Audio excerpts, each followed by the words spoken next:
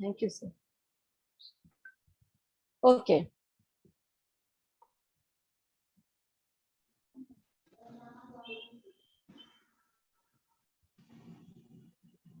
शुरू करते हैं हम लोग उसका आगे का जो भी chapter एक्सक्यूज होगा। मी मैम, कोई waiting मैम में मुझे आपकी फिलहाल- आवाज नहीं आ रही है, मैं रीज्वाइन बोलो। कर रही हूँ। ठीक है, करो।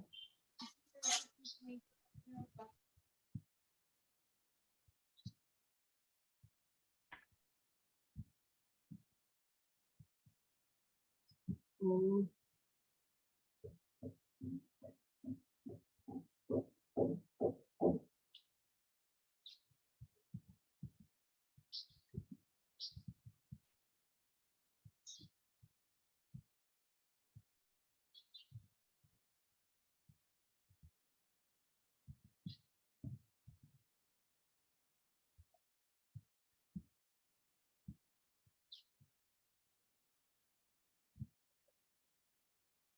ठीक है, एक सेकंड, शायद वो रिज्वाइन कर चुकी होगी।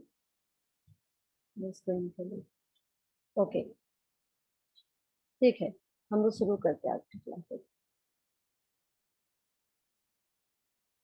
ये सब हो गया था, कम्युनिकेशन ये हो गया है, टाइप्स ऑफ कम्युनिकेशन हो गया है ना। हाँ, ये भी हो गया।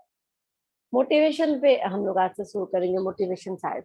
ठीक है, तो मोटिवेशन आप लोगों को ऑलरेडी मैंने सारे मोटिवेशन थियोरीज बता रखे हैं।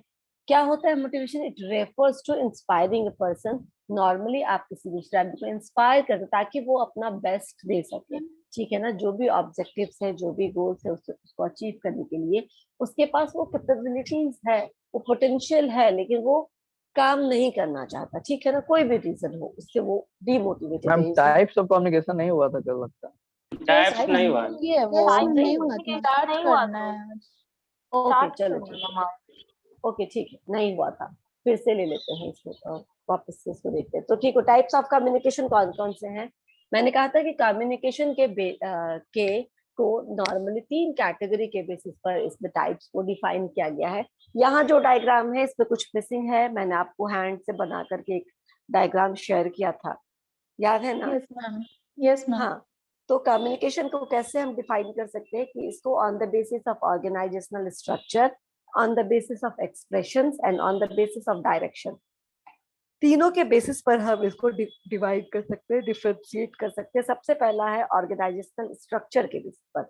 अगर हम ऑर्गेनाइजेशनल स्ट्रक्चर के बेसिस पर इसको डिवाइड करें तो फॉर्मल एंड इनफॉर्मल, यानी फॉर्मल कम्युनिकेशन, उस कम्युनिकेशन को हम बोलेंगे जो ऑफिशियली पर्पस को अचीव करने के लिए, ऑफिशियल पर्पस से जिसको एक लेवल से दूसरे लेवल पे ट्रांसफर किया जाता है, भेजा जाता है या एग्जीक्यूट किया जाता है, इसको हम बोलते हैं on the basis formal communication. Like कोई सर्कुलर है, कोई मैनुअल्स है, कोई न्यूज लेटर्स है, कोई मैगजीन्स है जो स्पेशलाइज्ड है उसी पर्टिकुलर चीज के लिए, अचार के लिए, या फिर तो वो क्या करता है, आपको फॉर्मल कम्युनिकेशन देता है, ठीक है ना। आपको वहां पे जो ऑथेंटिसिटी होती है न्यूज की, वो बहुत ज्यादा 100% ऑथेंटिसिटी के साथ वो न्यूज आता है, काफी ऑथेंटिक न्यूज है, कहीं से कोई गलत न्यूज या कोई से कोई मिलावट उसमें नहीं होता, उसको फॉर्मल बोलते हैं। जैसे कि आपके कॉलेज का नोटिस बोर्ड, वो भी एक तरीके से, वो नोटिस बोर्ड भी क्या है, एक तरीके से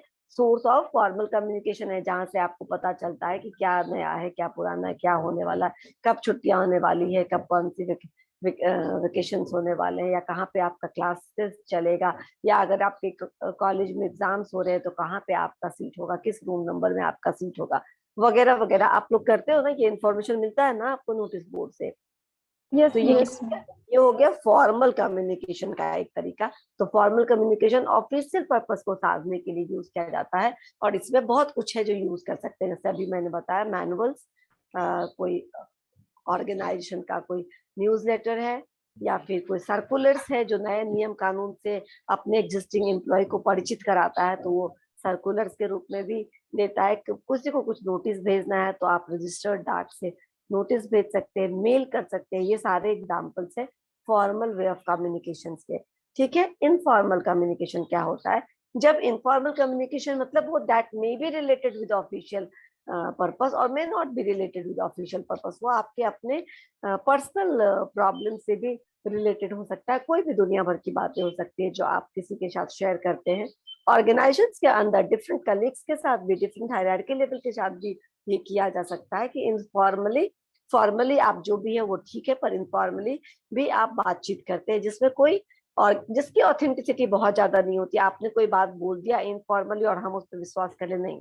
मान लो कि मुझे अंजय सर ने बोल दिया कि कल कॉलेज में छुट्टी है, तो क्या मुझे विश्वास कर लेना चाहिए उनके सिर्फ इस बात बोलने पर कि कल ऑफिस में छुट्टी है? नहीं ना। No, जब no, तक कि ma'am. हमारे पास कोई फॉर्मल नोटिस डिपेंड नहीं फॉर्मल ऑन आता मैसेज ट्रस्ट। है, ना आता है। हाँ, हम इस पे ट्रस्ट नहीं कर सकते क्योंकि इसकी ऑथेंटिसिटी टेस्टेड नहीं है। ये कोई आपके पास वो बहुत ज्यादा वो सोर्स ऑफ इंफॉर्मेशन जो है वो बहुत वैलिड सोर्स ऑफ इंफॉर्मेशन नहीं है, राइट। एक दिन पूछा था इसीलिए कि ग्रेप वाइन क्या होता है, इसीलिए मैंने बोला था कि जो इनफॉर्मल टॉक होते हैं, जो गॉसिप्स होते हैं, उसकी ऑथेंटिसिटी ज्यादा नहीं होती है, उसी को हम ग्रेप वाइन बोलते हैं। जैसे कि वो र्यूमर का पार्ट है, and rumour is the part of informal communication. ठीक है, समझ में आया? Yes, ma'am. Yes, ma'am. तो वो ये फॉर्मल इनफॉर्मल दो दो तरीके का हो सकता है। ऐसा नहीं कि इनफॉर्मल ऑर्गेनाइजेशंस में नहीं होगा, but that is not for official purposes, उसको किसी भी और पर्पस से आप यूज कर सकते हैं। उसके बाद हम आते हैं, तो ये स्ट्रक्चर के बेसिस पर बिल्कुल यही है। अब अगर हम अकॉर्डिंग टू एक्सप्रेशन आए, एक्सप्रेशन के बेसिस पर आए, तो हम इसके एग्जाम्पल में ओरल एंड रिटन कम्युनिकेशंस को ले सकते हैं। नहीं, सबसे पहले ओरल एंड रिटन से पहले मैंने, आप याद करिएगा उस डायग्राम में मैंने लिखा होगा वर्बल एंड नॉन वर्बल, है ना। वर्बल एंड नॉन वर्बल में वर्बल का ये दो रूप है, oral and written. Non verbal का ये फॉर्म नहीं, but non verbal is also type of communication on the basis of expressions only. इसीलिए जब हम इसको डिवाइड करेंगे, तो यहाँ पे मैंने कहा था एक तरफ वर्बल एक तरफ नॉन वर्बल लिख देने के लिए, एंड देन वर्बल में आप ये क्लासिफिकेशन करिए ओरल एंड रिटन, राइट। यही चीज मैंने वहां पे किया होगा, आप देख लीजिएगा आपको वो डायग्राम से। तो ओरल के अंदर अब वर्बल एंड नॉन वर्बल का क्या मतलब हो गया? वर्बल जहाँ पे शब्दों का हेल्प लिया जाए, ठीक है ना, अपने आप को दूसरे पॉइंट तक कम्युनिकेट करने के लिए when you are using words, तो इसको हम बोलेंगे वर्बल कम्युनिकेशन। ये हो सकता है ओरल भी, और ये हो सकता है रिटन भी। आप लिख करके भी शब्दों का इस्तेमाल करते हुए किसी को चिट्ठी लिखिए, मैसेज लिखिए, मेल लिखिए, वो भी ठीक है। या फिर आप फेस टू फेस कम्युनिकेट कर रहे हैं, ओरली कम्युनिकेट कर रहे हैं, still you are using words, तो क्या हो जाएगा? वो ओरल कम्युनिकेशन हो जाएगा। नॉन वर्बल कम्युनिकेशन जहाँ पे शब्दों का इस्तेमाल नहीं किया जाए, राइट, यहाँ पे ज्यादा से ज्यादा बातें इशारों में या गेस्चर से या पोस्चर से या एक्सप्रेशन से, सिंबल्स के थ्रू डिलीवर किए जाते हैं, जहाँ पे कोई शब्दों का इस्तेमाल नहीं होता है, उसको हम बोलते हैं क्या? उसको हम बोलते हैं Non-verbal. Non verbal communication. कोई एग्जांपल दो नॉन वर्बल कम्युनिकेशन का आप लोग। मैम रोड के साइड में कुछ पिक्चर्स बना के इंडिकेट किया जाता है आगे रेलवे स्टेशन है या और भी बिल्कुल, स्कूल जितने भी है, हम लोग, तो वेरी या गुड, नो वेरी एंट्री है गुड। मैम। हाँ, वेरी गुड।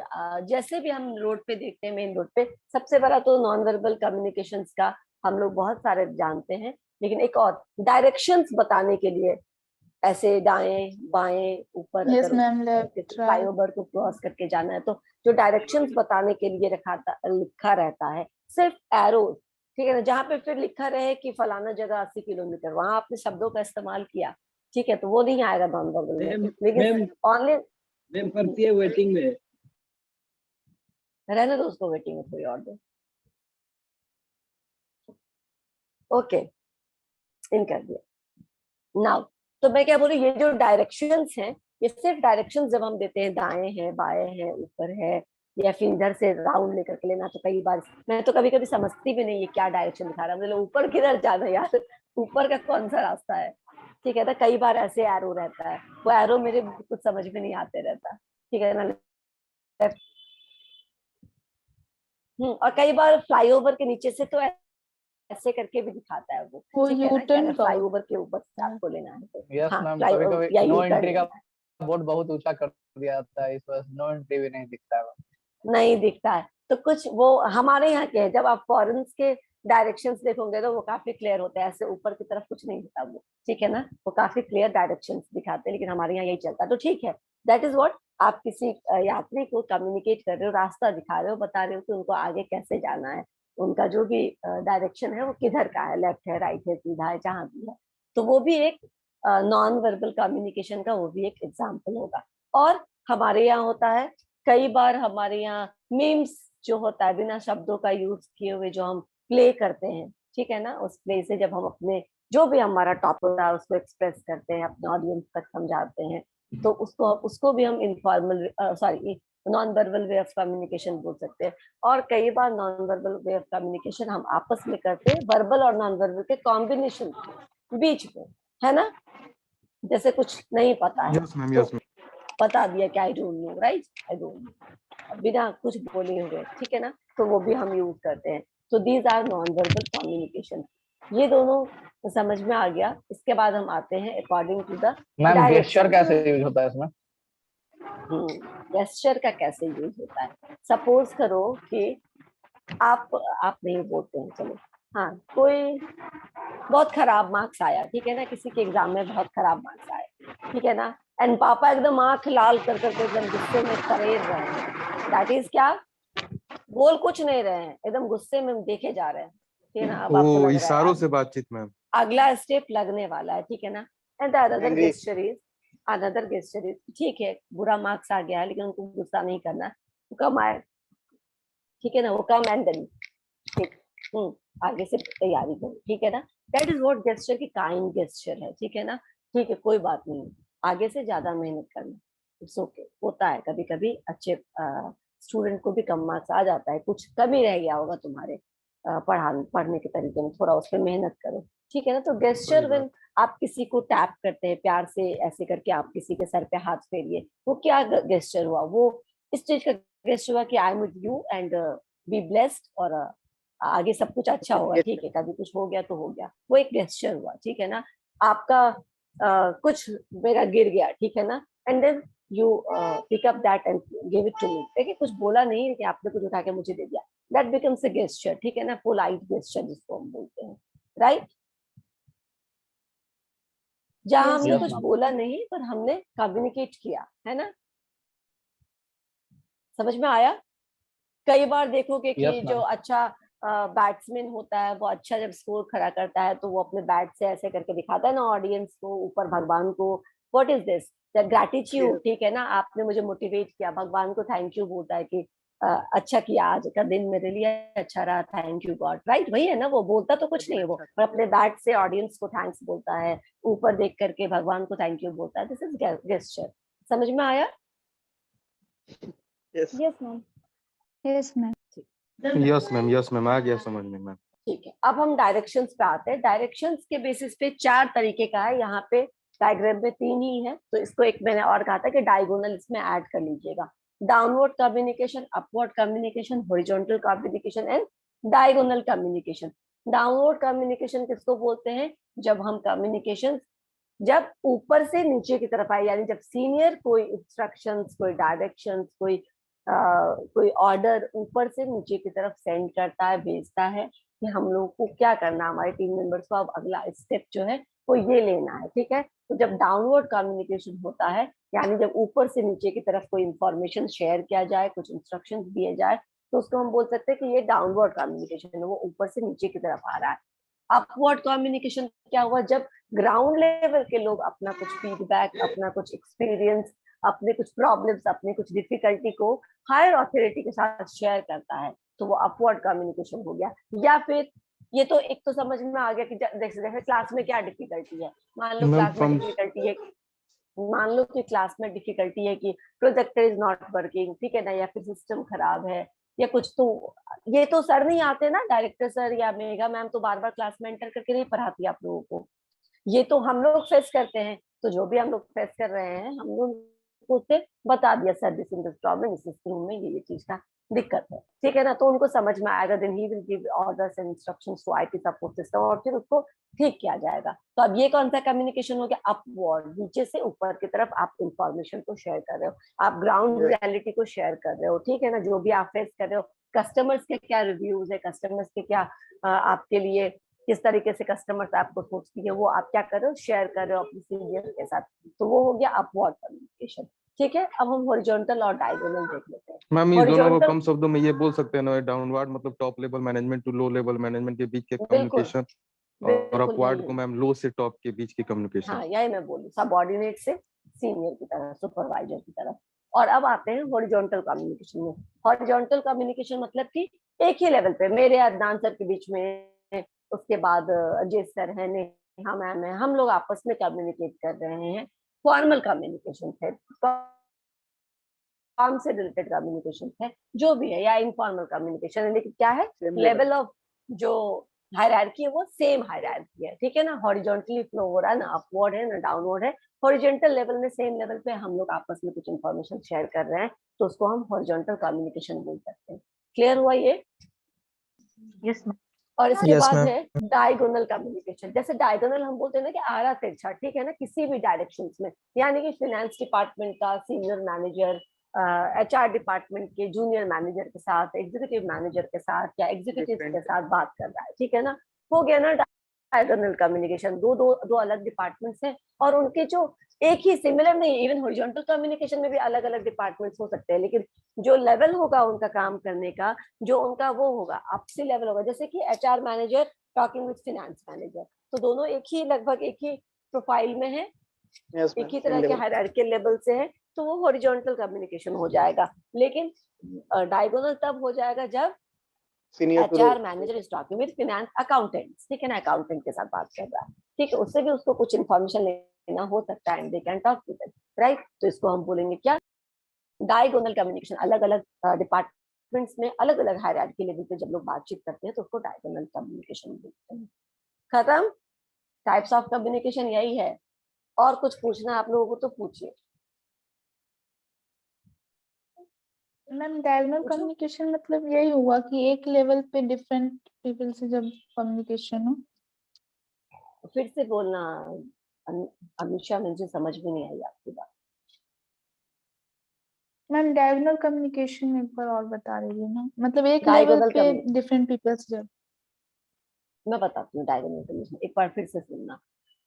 सपोज करो डायगोनल कम्युनिकेशन मतलब, अभी अपने कॉलेज का एग्जांपल लो, हमारे यहाँ 2 ही डिपार्टमेंट है और 3 डिपार्टमेंट मान लेते हैं, IT, management and admin department, ठीक है, इसको भी लेते हैं।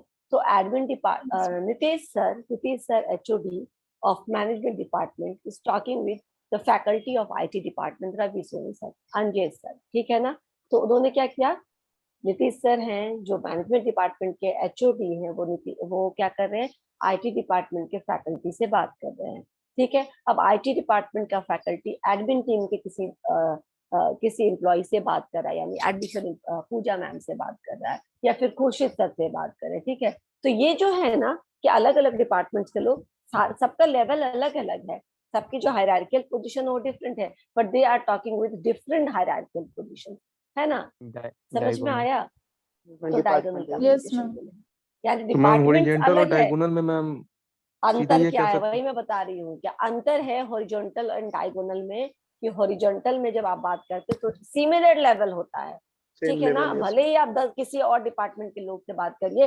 When Nitish sir is talking with Amit Shukla sir, ठीक है ना, that becomes horizontal communication, right? When I am talking with Ravi Soni sir, that becomes horizontal communication. But when I am talking with Yes, ma'am. Amit Shukla sir, ठीक है ना, when I am talking with Pooja ma'am or anybody's admin team, or I am talking with Khurshid sir, ठीक है, सबका अपना अपना level. I am talking with Neeraj sir, ठीक है ना, डायरेक्टर सर, राइट।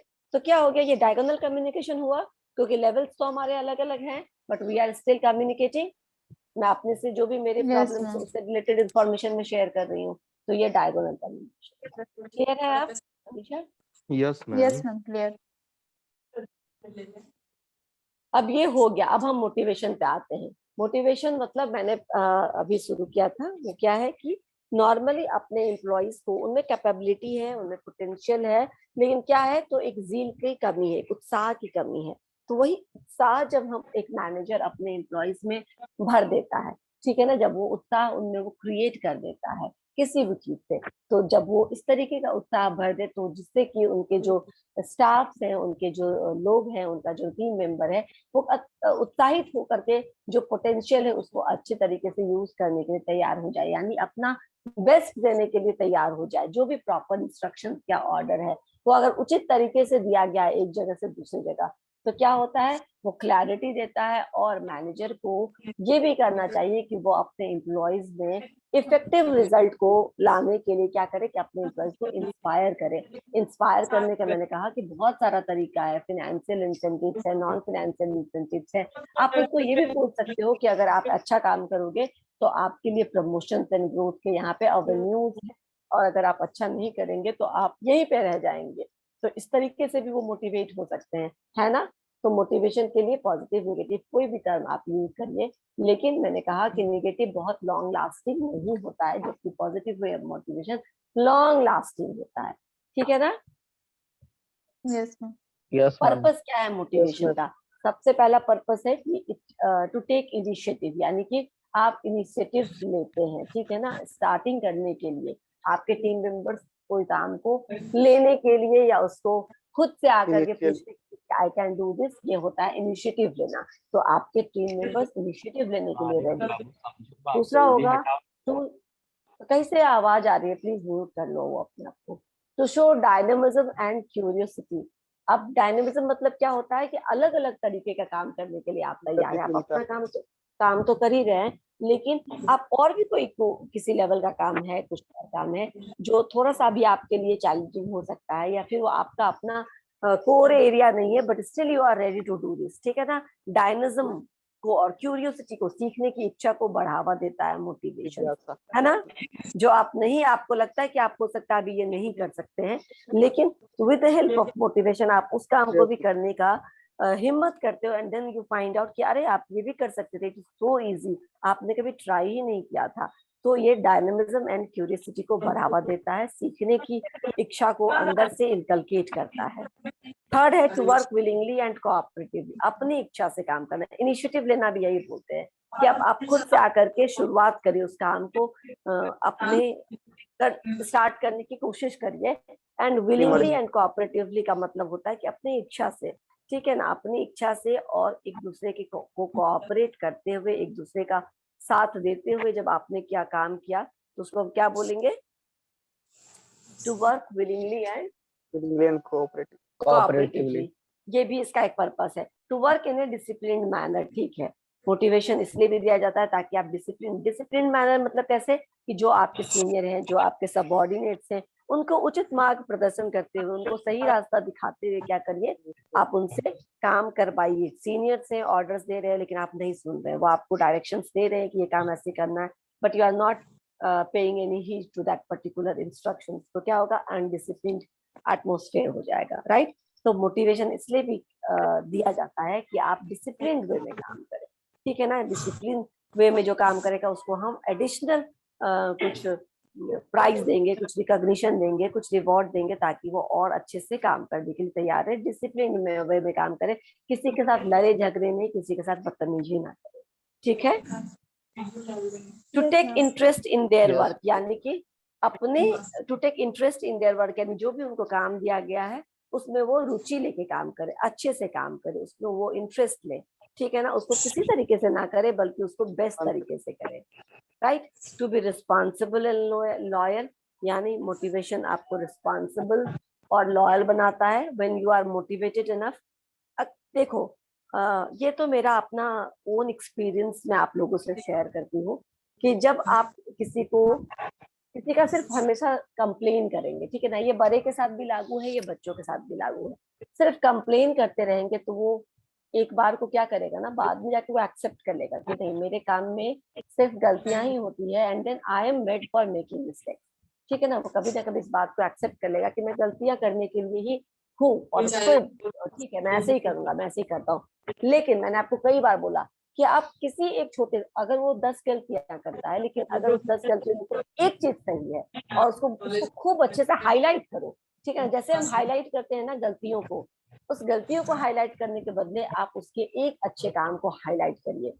वो खुद बहुत ज्यादा सतर्क हो जाता है कि आगे के काम में मेरे गलती ना हो। मैं ऐसा कई बार मैंने ट्राई किया है कि जब सपोज करो कि आपको किसी से काम कराना है घर में, मैंने अपने बच्चे को बोला अगर कि जो खाते हो उसको वहां पे साफ कर लिया करो, खुद से पूछ लिया करो। उसने पूछा, ऑब्वियसली एक आध दाना वहां रह जाएगा, बहुत अच्छे से साफ नहीं होगा जितने अच्छे से मैं करूंगी।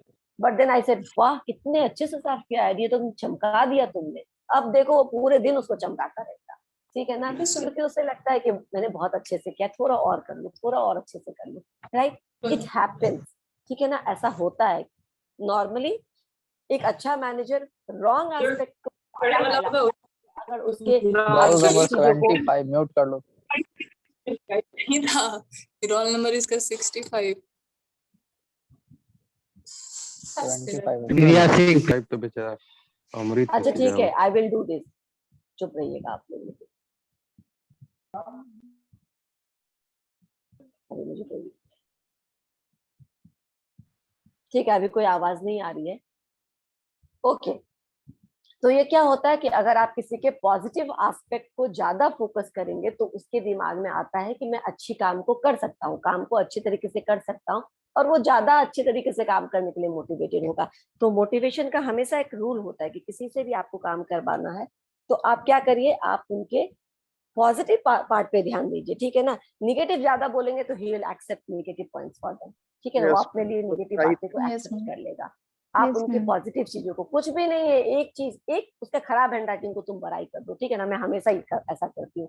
बहुत गंदा हैंड राइटिंग लिखता है, बोलना बोलते बहुत अच्छा लिखा है, अब नेक्स्ट टाइम से वो अभी ज्यादा अच्छा हुआ ना मम्मी, अभी ज्यादा अच्छा हुआ ना, ये ज्यादा अच्छा है कि वो ज्यादा अच्छा है, तो कीप ऑन डूइंग दिस, ठीक है ना। तो आप अच्छे बातों को ज्यादा बोलिए, ही देखो वो खुद से मोटिवेटेड होकर अच्छा करेगा। अगर ज्यादा खराब खराब बोलेंगे, विल एक्सेप्ट कि मेरा हैंड राइटिंग खराब ही है, मैं इसमें कुछ नहीं कर सकता मम्मी, ठीक है ना, मेरा ऐसा ही है, हाँ अब मुझसे नहीं होगा, मैं लिखना छोड़ दूंगा, दिस बिकम्स, ठीक है। तो यहीं पे मैनेजमेंट में भी मैनेजर्स को भी इसी तरीके से करना होता है कि आप क्या करें, अगर आप उनके अच्छी बातों को थोड़ा ज्यादा हाईलाइट करेंगे तो ये बिकम मोर रिस्पॉन्सिबल, ठीक है ना, वो ज्यादा रिस्पॉन्सिबिलिटी से काम करेगा, क्योंकि आप थोड़ा सा करता है तो आप उसका बहुत अच्छा बड़ाई करते हो, बोलते हो कि यू आर वेरी रिस्पॉन्सिबल, मैं तुम ये काम कितने अच्छे से कर लिया, ऐसे ही करते रहोगे तो मैं तुम्हें ज्यादा हायर ज्यादा चैलेंजिंग काम दूंगा, ज्यादा हायर लेवल के काम तुम्हें दिया करूंगा, तो वो और ज्यादा रिस्पॉन्सिबिलिटी से काम करेगा, ताकि उसको अपना ग्रोथ दिख रहा होगा वहां पे, ठीक है ना। एंड उसके बाद जॉब सेटिस्फैक्शन, अगर मोटिवेटेड है तो अगर आपने उसको अपने इंटरेस्ट लिया, हमने इससे पहले 5th पॉइंट में देखा था कि to take interest in their work, अगर वो उस काम में दिलचस्पी ले रहा है, अगर वो उसके काम उसके मतलब का है, तो उस काम से क्या करेगा, वो ज्यादा से ज्यादा जॉब सेटिस्फैक्शन को डिराइव कर सकता है। और अगर उस काम में उसको सेटिस्फैक्शन नहीं मिल रहा, अगर वो काम उसको अच्छा नहीं लगेगा, मैंने आपको कई बार बोला है कि बहुत अच्छा सैलरी और बहुत अच्छा सब कुछ होने के बावजूद भी अगर काम आपके मतलब का नहीं है तो आप वहां पे सस्टेन नहीं करोगे, आप उसको जरूर कहीं ना कहीं स्विच करके किसी दूसरे काम के लिए देखते हो, क्योंकि आपको जॉब सेटिस्फैक्शन मिल ही नहीं रहा, आपको काम करके जो खुशी मिलनी चाहिए वो मिल ही नहीं रही है, और आपका आधा समय कहाँ जाता है, वहीं जाता है जहां आप दुखी हो, राइट। तो कोई भी ज्यादा दुखी नहीं होना चाहता, कम से कम काम ही करके सही, मेहनत करके सही, खुशी तो हमें मिले, राइट। तो वो तब मिलेगा जब वो हमारे काम हमारे इंटरेस्ट एरिया का होगा। तो मोटिवेटेड एम्प्लॉयज जब वो खुश होते हैं अपना काम करके, अपने काम से, अपने डेजिग्नेशन से, अपने सैलरी से, तो क्या करते हैं कि वहां से उनको जॉब सेटिस्फैक्शन मिलता है, ठीक है।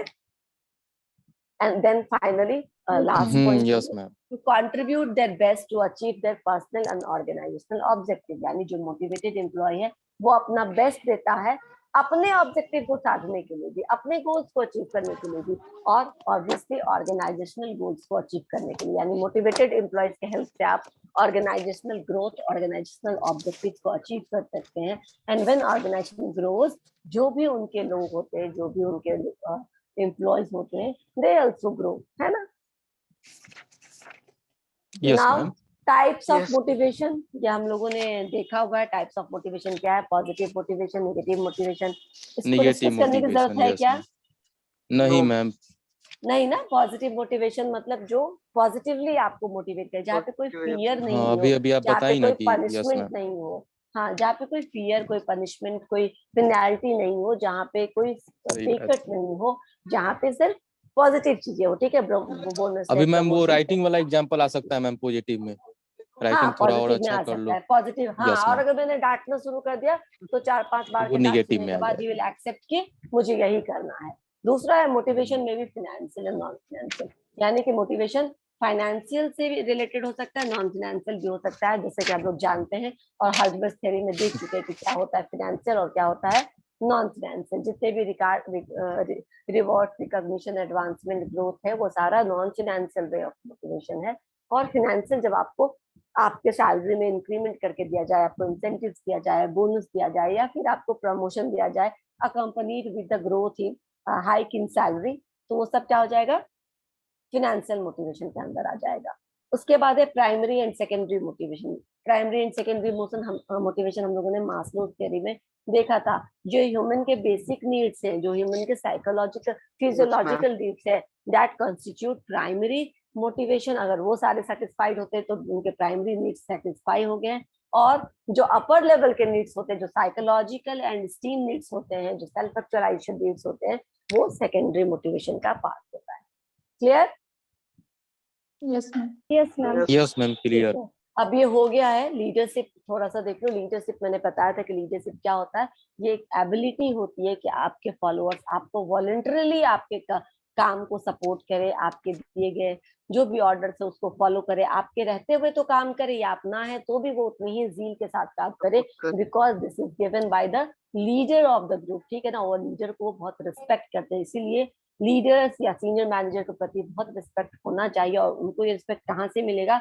उनको ये अपने बिहेवियर से मिलेगा, वो उनके काम करने के तरीके से मिलेगा। इसीलिए मैंने आपको ट्रेनिंग में याद करिए, मैंने आपको बताया था कि सीनियर पोजीशंस पे लोगों को अधिकतर एम्पैथेटिक ट्रेनिंग या सेंसिटिविटी ट्रेनिंग या ट्रेनिंग दिया जाता है, ताकि आपको अपने एम्प्लॉयज को कैसे रखना है, आपको अपने एम्प्लॉयज को ऐसे उनसे डील करना है ताकि वो आपको रिस्पेक्ट की नजर से देखे। ठीक है ना, आपको इज्जत दे। अगर वो आपको रेसिस्ट करेंगे तो फिर वो आपके ऑर्डर को भी क्या करेंगे, ऑर्डर का भी फॉलो नहीं करेंगे, उसकी भी अवहेलना करेंगे, उसको भी ओबे नहीं करेंगे। लेकिन अगर वो आपको मानते हैं, ठीक है ना, अगर उनके मन में आपके लिए रिस्पेक्ट है, तो वो आपके लिए हर तरीके का काम करने के लिए तैयार रहेंगे।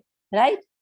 तो लीडरशिप, अब लीडरशिप स्टाइल में मैंने बताया कि जो लीडरशिप स्टाइल है वो किसी भी आदमी के, ठीक है ना, किसी भी आदमी के एटीट्यूड को माउल्ट कर सकता है, वो चेंज कर सकता है। ठीक है ना, मोल्ड करके उसको आपके ऑर्गेनाइजेशन में जैसा चाहिए वैसे बना सकता है। बहुत अक्खर है, बहुत कठोर है, उससे काम करवाना बहुत कठिन है, लेकिन अगर आप में अच्छा लीडरशिप स्किल है तो आप उससे भी काम करा सकते हो। और इसका भी एग्जाम्पल हमने मिशन मंगल में देखा था कि अगर अक्षय कुमार का और जो विद्या बालन का लीडरशिप स्किल इतना अच्छा था कि उसने जो काम नहीं करे, जो काम से करनी काटते रहते थे, छुट्टी लेकर के घर बैठना चाहते थे, या फिर जो बूढ़े थे, मैं बोलता था अभी इस उम्र में मुझे काम दे दिया, मैं कहाँ से काम करूंगा। ठीक है ना, कभी भी पहुंचते थे, कोई कभी किसी टाइम में आ रहा है, कोई किसी टाइम में आ रहा है, एंड देन उनको कैसे किया गया, उनको खुद वो टाइम पर आकर के, ठीक है ना, उनके लिए कुछ अलग अलग अरेंजमेंट करके, जो भी होता है जब आप ऐसे अंडरस्टैंड करते हो। देखा ना, सबका अलग अलग प्रॉब्लम था, कोई भी काम में मन ही नहीं लगा रहा था, जो भी ग्रुप मेंबर्स थे, जो भी टीम मेंबर्स थे, और उनको किस तरीके से पॉजिटिव मोटिवेशन एंड लीडरशिप के थ्रू उनमें ये चीज इम्बाइब किया गया कि ये आपके रिस्पॉन्सिबिलिटी है। जो काम आप सोनाक्षी सिन्हा वो काम करना चाह रही थी नासा के लिए, वो इसरो में रह करके काम भी नहीं करना चाहती थी। वो बोलती थी इसरो में कुछ नहीं है, कोई फैसिलिटी नहीं है, इंडिया में क्या है, कुछ नहीं है, हमें नासा जाना है। वो नासा के लिए यहाँ काम करते हुए वो नासा में जॉब देख रही थी, अप्लाई करना चाह रही थी। तो इन सारे को क्या क्या सारे के मेंटल लेवल पे इन सबको अच्छे लीडर सबसे सबका ब्रेन वॉश कर दिया, ताकि तुम्हारे यही है जो भी है, ठीक है ना, इसी को नासा बनाओ, नासा क्यों जाना, ठीक है ना, इसरो को ही नासा बनाते हैं ना, यहीं पे लोग आप बाहर से आएंगे और अप्लाई करेंगे। राइट? तो इस तरीके से लीडर्स अपने लोगों से उनको मोटिवेट करके उनसे काम करवाते हैं। मैंने कहा, पहले भी कहा, फिर कह रही हूँ कि निगेटिव मोटिवेशन कभी भी बहुत लॉन्ग टर्म में काम नहीं करता है। लोग कुछ दिन तक कोशिश करते हैं, जब तक डरे सहमे रहते हैं, उसके बाद वो डरना सहमना भी छोड़ देते हैं, और बहुत ज्यादा होता है तो क्विट करके कहीं और चले जाते हैं। Right? And you can afford to lose your employees every now and then. आप हमेशा, क्योंकि हमने रिक्रूटमेंट पर रखा है, रिक्रूटमेंट का कुछ कॉस्ट होता है, और हमेशा ये कॉस्ट हम बेयर नहीं कर सकते हैं, ठीक है ना, इसीलिए रिटेन करके रखना जो भी लीडर होता है उसकी रिस्पॉन्सिबिलिटी होती है। और ये लीडरशिप मैंने कहा अभी आपको डिटेल में नहीं पढ़ना, इसलिए हमने डिटेल्स में नहीं पढ़ा आपको। लीडरशिप का जो स्टाइल होता है दैट, ये लीडरशिप स्टाइल अगेन आपको ओबी में पढ़ना होगा काफी डिटेल में, 8-9 लीडरशिप स्टाइल है। अब ये राइट फ्रॉम एकदम ऑटोक्रेटिक, काफी कंट्रोल्ड वे में काम कराने से लेके काफी फ्रीडम दे देना, ठीक है ना, हम देख नहीं रहे तुमको जो करना है करो, हाँ मुझे बस रिजल्ट से मतलब है, इस दोनों स्ट्रीम के बीच में बहुत सारे अलग अलग लीडरशिप स्टाइल होते हैं जिसको लीडर्स फॉलो करते हैं, इम्प्लीमेंट करते हैं और उस तरीके से वो अपने एम्प्लॉय से काम करवाते हैं। ठीक है, Yes, ma'am. Main purpose ma'am. होता है इसका कि आप अपने ग्रुप मेंबर्स में कोऑपरेशन, उसके बाद टीम स्पिरिट और एंथुसियाज्म को भरिए ताकि वो काम खुद से इनिशिएटिव लेने के लिए खुद से तैयार हो। ठीक है, यस मैम। और ये उसके बाद समरी है। समरी में वही सब तीनों चीजों को जोड़ करके मैंने जो भी लिखना होगा, डायरेक्शंस में कैसे ये चारों इम्पोर्टेंट पिलर्स होते हैं और इनसे क्या फायदा होता है और कैसे ये मैनेजर को सबऑर्डिनेट्स, डायरेक्शंस के थ्रू सबऑर्डिनेट्स को मैनेजर्स गाइड्स करते हैं, इंस्ट्रक्शंस देते हैं, उनसे काम करवाते हैं, इसमें हेल्प करता है। ठीक है, और कुछ पूछना है डायरेक्शन में? आप लोगों ने कुछ पढ़ा?